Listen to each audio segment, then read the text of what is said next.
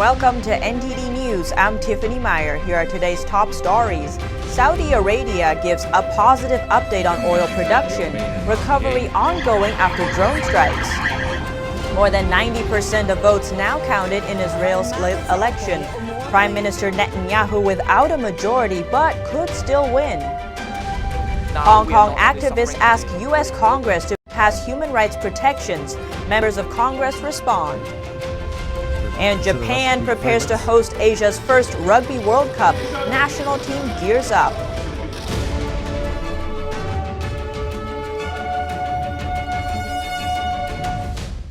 Saudi Arabia's oil supply is fully back online in the wake of a devastating attack on the world's largest crude oil processing plants. The kingdom also announced today it has joined a U.S.-led coalition to secure the Mideast's waterways. The Saudi energy minister said Tuesday that the kingdom will achieve 11 million barrels per day capacity by the end of September and 12 million barrels per day by the end of November. The company will meet its commitments to its customers for this month by withdrawing from its reserves of crude oil and making some changes to some oils. Meanwhile, the state-run Saudi press agency released a statement Wednesday morning saying the kingdom had joined the international maritime security construct to guarantee the security and safety of the waterways. Australia, Bahrain, and the United Kingdom have already joined the mission. The decision came hours before U.S. Secretary of State Mike Pompeo's meeting with Saudi Crown Prince Mohammed bin Salman to discuss the recovery effort and how to counter Iranian aggression in the region. President Trump and Vice President Pence never directly blamed the Islamic Republic for the attack, though Wednesday morning, President Trump announced via Twitter that he had instructed the Secretary of the Treasury to substantially increase sanctions on Iran.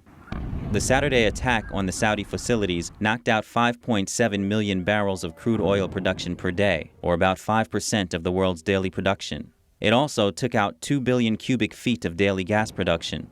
Yemen's Iranian-backed Houthi rebels have claimed the multiple drone strike attack. Saudi Arabia, however, says initial investigations show Iranian weapons were used. The U.S. has made similar allegations, saying the attack may have been launched from Iran itself, though the country has denied the charges. President Donald Trump offered a Twitter rebuttal to Republican Senator Lindsey Graham, who had said the administration's response to Iran was weak. Graham created a Twitter thread about the attacks on Saudi oil facilities Tuesday. The South Carolina senator implicated Iran in the attacks.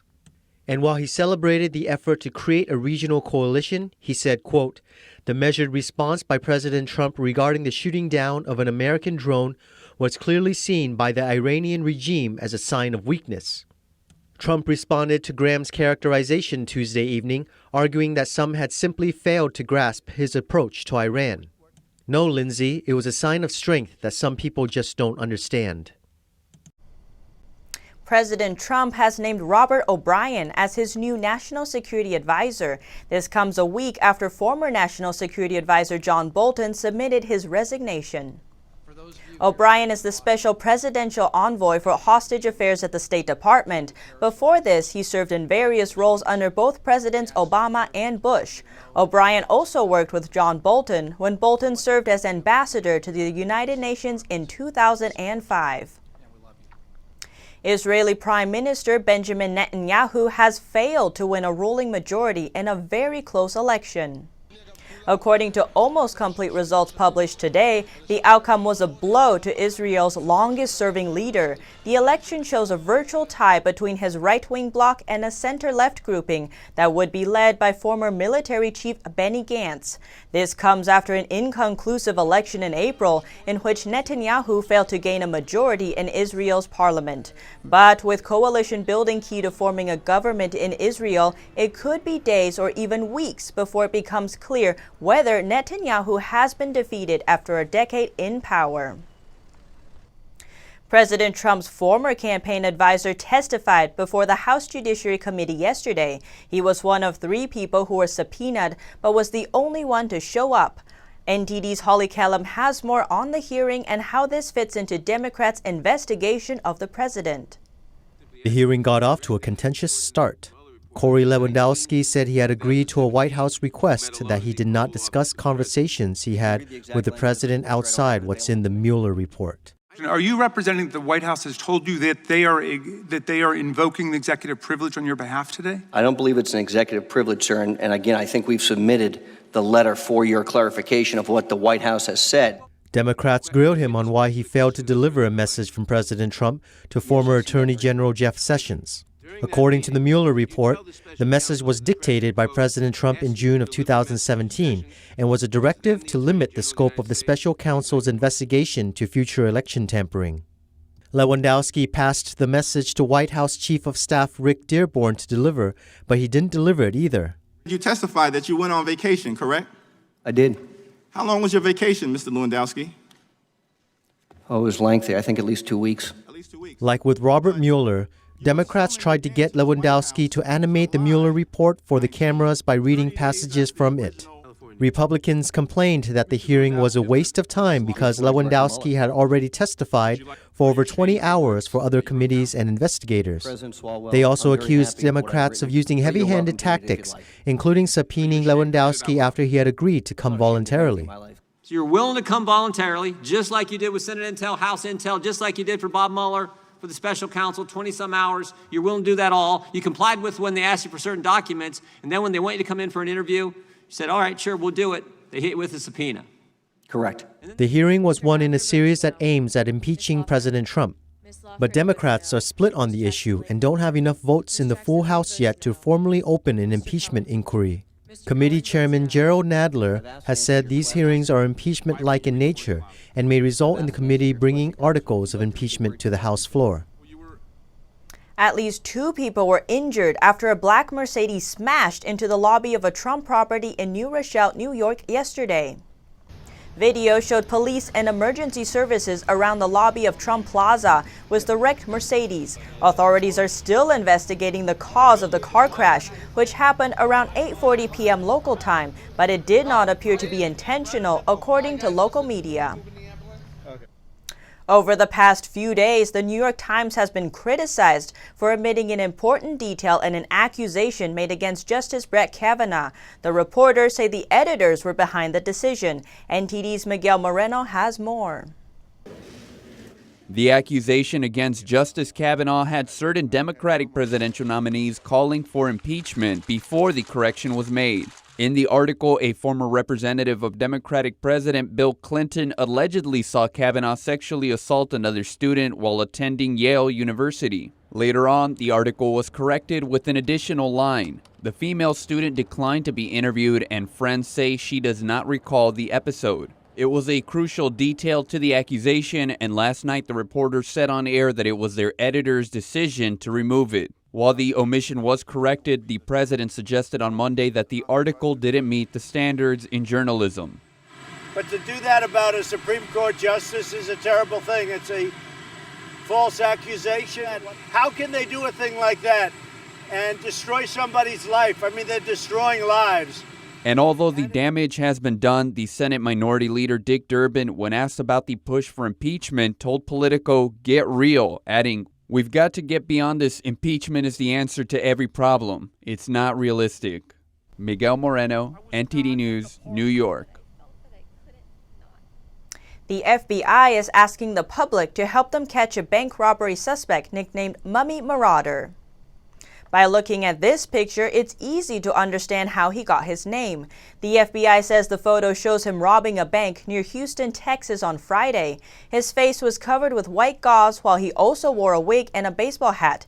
The FBI says he fled in a Mitsubishi Monterey SUV. There's a $5,000 reward for information leading to his arrest.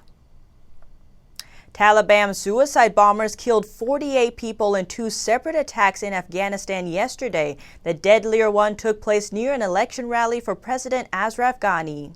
Ghani was unhurt in the blast. He is seeking a second 5-year term in voting on September 28th and was due to address a rally in Charikar when a suicide bomber attacked the gathering. Officials said the Charikar blast killed 26 people and wounded 42. Smoke rose from the site of the explosion, where a giant blue billboard bearing the face of Ghani's running mate loomed over the scene. With sirens wailing, rescuers rushed to lift the wounded into the backs of pickup trucks for evacuation. In a separate incident, a man blew himself up in the capital, Kabul. killing 22 people and wounding 38. The Department of Justice is suing Edward Snowden over his new book. In the book, Snowden talks about his work with intelligence agencies and his 2013 leak of secrets that led to his self-imposed exile. Snowden's autobiography, titled Permanent Record, was released yesterday. The DOJ alleges the book breaks non-disclosure agreements he signed with the CIA and NSA. The lawsuit is not trying to stop the book from being distributed. Instead, the Justice Department is seeking to recover all the proceeds from the book. Pro-democracy activists from Hong Kong testifying in Congress urged the U.S. to pass bills to prevent further human rights abuses against protesters in Hong Kong. Now we are not only suffering in the political, but even humanitarian crisis. The Room of Congress China Commission hearing is packed as Hong Kong activists, including Joshua Wong and Denise Hall, are calling on the U.S. to take actions. So I hope U.S. government could reveal its foreign policy to China to prioritize human rights issue. It is a global fight. We are in the front lines of this global fight to protect these universal values that we all cherish. Hong Kong police have been accused of using actual force against protesters who have been on the streets since June fighting against communism infiltration and asking for free elections. The Hong Kong Human Rights and Democracy Act will allow the U.S. to put sanctions on officials in China and Hong Kong who violate human rights and have undermined the city's autonomy. Congress have also introduced the Protect Hong Kong Act, which stops tear gas sales to Hong Kong. The co-chairs of the China Committee are both optimistic about the bills. That it will pass. I believe it will pass the House and the Senate with a strong bipartisan vote. I've been working with the State Department, so I feel quite optimistic that if we can get it passed, as I believe we will, the White House will sign it. Rubio said a vote on the bills could happen next week in the committee. Senator Chris Smith said the U.S. should stop the past practice of separating human rights issues from its foreign relations with China.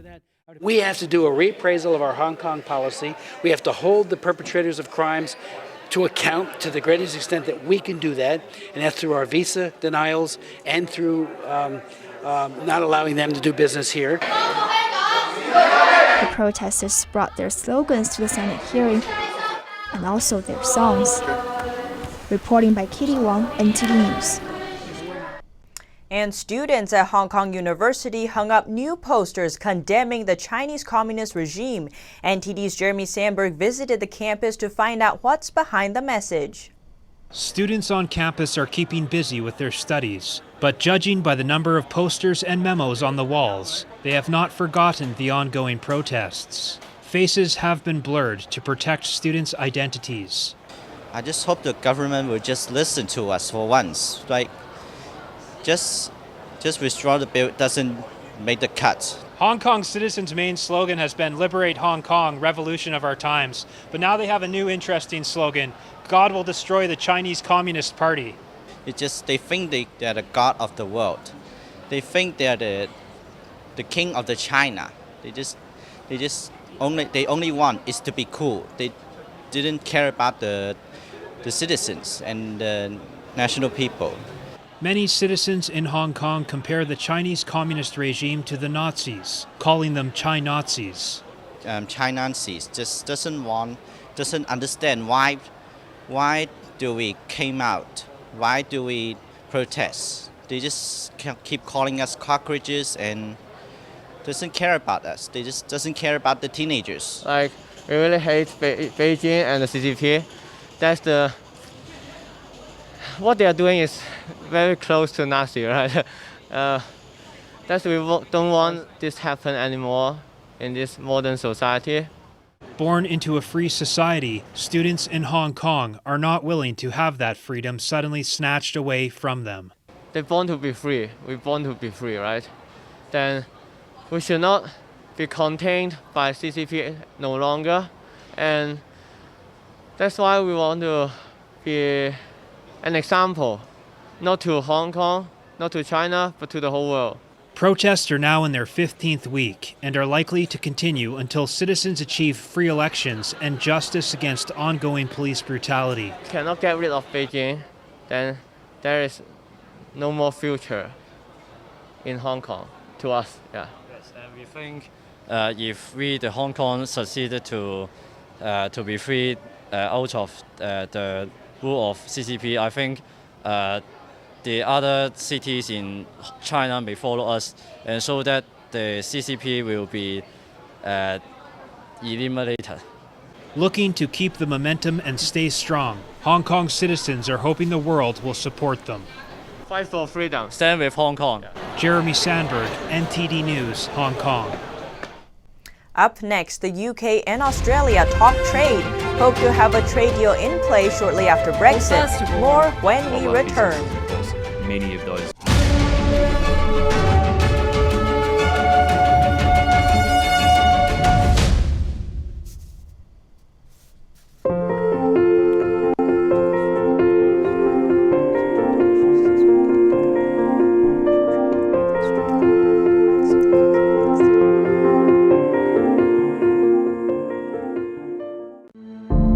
% of the news outlets in the United States are controlled by 6 corporations. They're not out to tell you the truth of what's happening. They're out to tell you the picture of the world that they represent. Media shapes your perceptions of the world around you. If you're not getting an accurate source of media, you're not going to have an accurate understanding of the world. The mission of Declassified is to chase the truth, to ground all statements in facts, and prevent people from being misled. This isn't just a mission of the channel, it's a mission of those involved in it. It's something we truly believe in. Declassified is independent, not controlled by any special interests, and we never will be. They don't tell you what you can and can't cover. They say, prove it and you can publish it.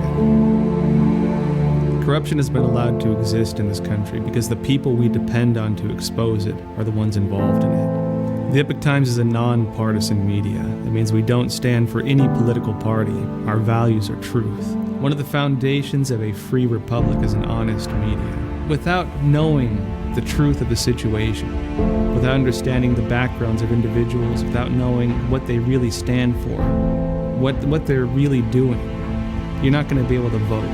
You're not going to be able to make the decisions that this country depends on us to make. You can't have a free republic without an honest media, and Declassified tries to fill that role.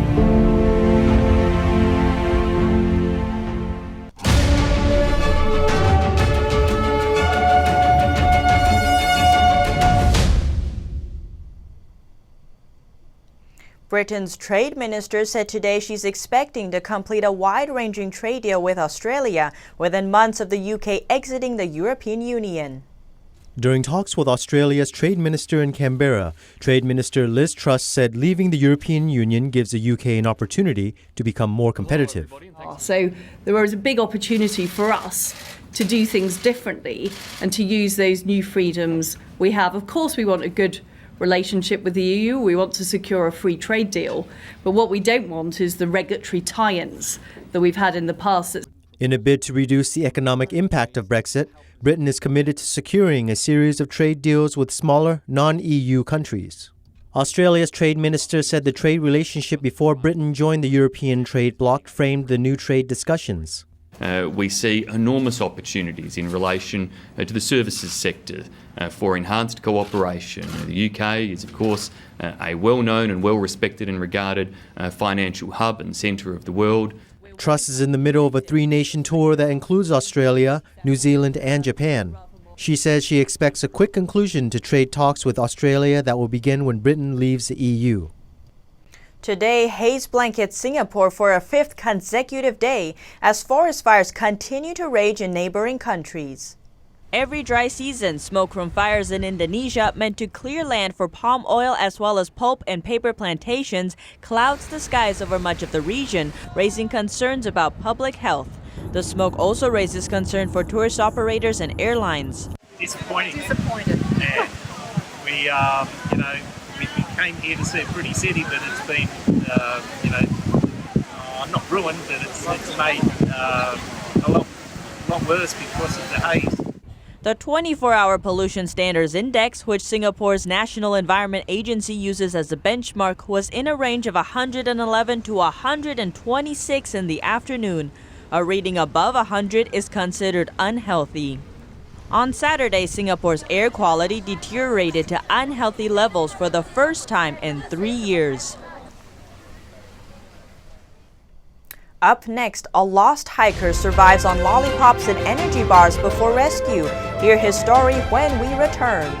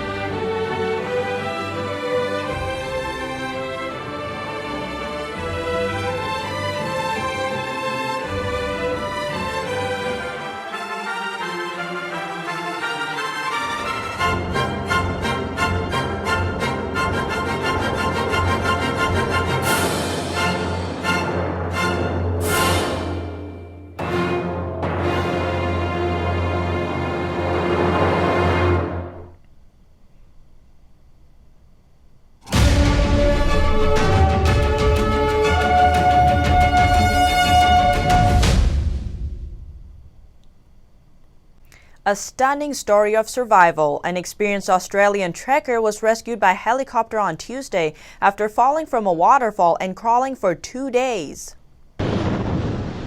Neil Parker, a 54-year-old hiking guide with Brisbane Bushwalkers Club, suffered the injuries after falling 6 meters down a waterfall, breaking his leg and wrist. I had a bandage around my elbow so I could use my elbow and just basically scrambling, lifting inch by inch.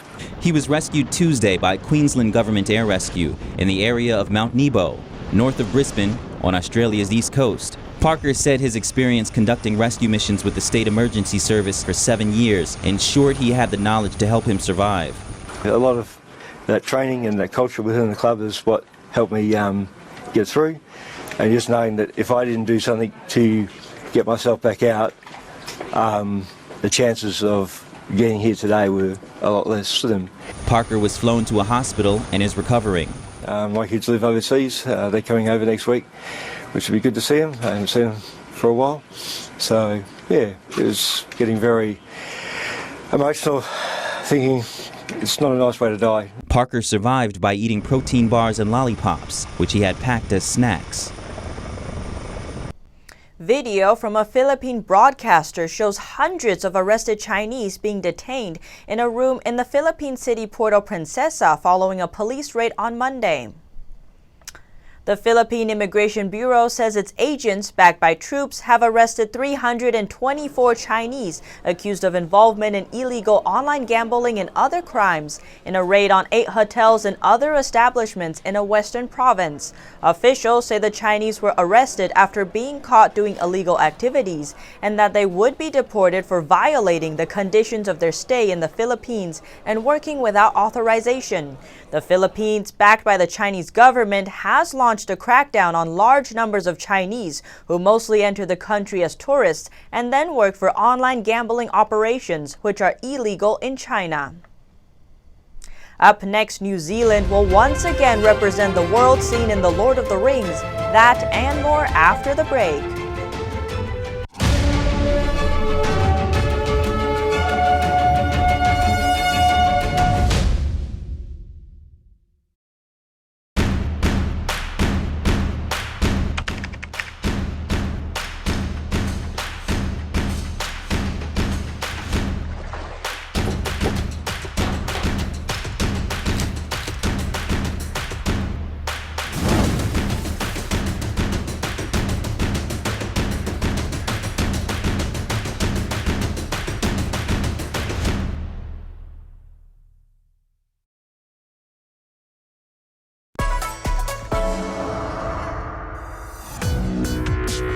Viewers have described China Uncensored like The Daily Show, but about China. At the beginning, I was super excited when I got 500 views, and now the show's grown to about 500,000 subscribers on YouTube. One episode reached 7.9 million people. I'm a little freaked out that that many people have seen my face. In 5 years, I see China Uncensored as the sole source of edutainment worldwide.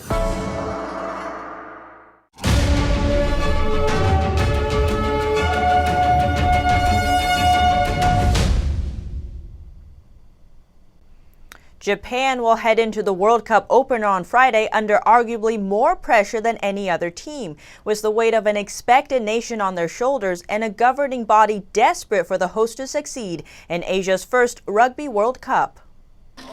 The team prepares to face Russia at Tokyo Stadium on Friday. Russia is ranked 20th in the world and making only their second World Cup appearance. I will say that the players are really excited. They have been waiting a long time, like everybody has in Japan, for the day to arrive, which is, as I say, only a couple of days away. Everybody feels relaxed at the moment. Although results against other Pool A opponents, Ireland, Scotland and Samoa, will likely define Japan's World Cup campaign, if Japan has a big opening win in front of an expected record television audience, it will build belief that history can be made. Fans from Japan and overseas filled their shopping bags with shirts, rugby balls, towels, mascot dolls, and more from a pop-up store set up at Tokyo's busy Shinjuku Station ahead of the World Cup. According to the store manager, more than 5,000 customers visited the shop, and they are expecting more to come during the tournament.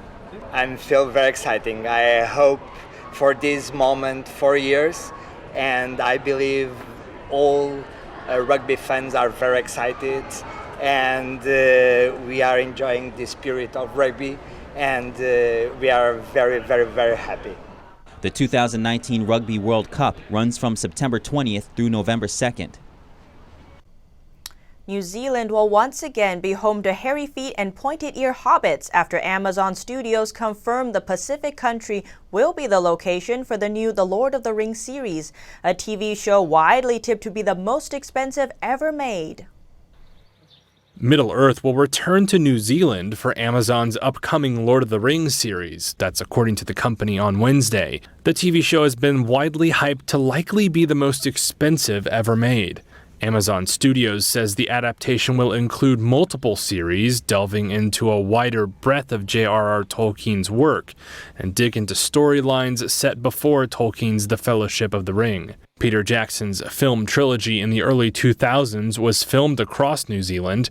In a statement, Amazon said it searched for a place to bring to life the primordial beauty of the Second Age. They didn't mention Jackson's films, but it seems they agree New Zealand is the one in true Middle-earth. Amazon bought the TV rights to the books 2 years ago when Game of Thrones ruled the fantasy genre. However, unlike HBO or Netflix, if this news shows a hit for Amazon, it could mean more than viewers. Amazon Prime subscriptions could also bring in new shoppers. In a statement, the company said pre-production for the show is already underway, and production will kick off in the coming months in Auckland. And that's all for now. Join us again this evening for your NTD News. I'm Tiffany Meyer.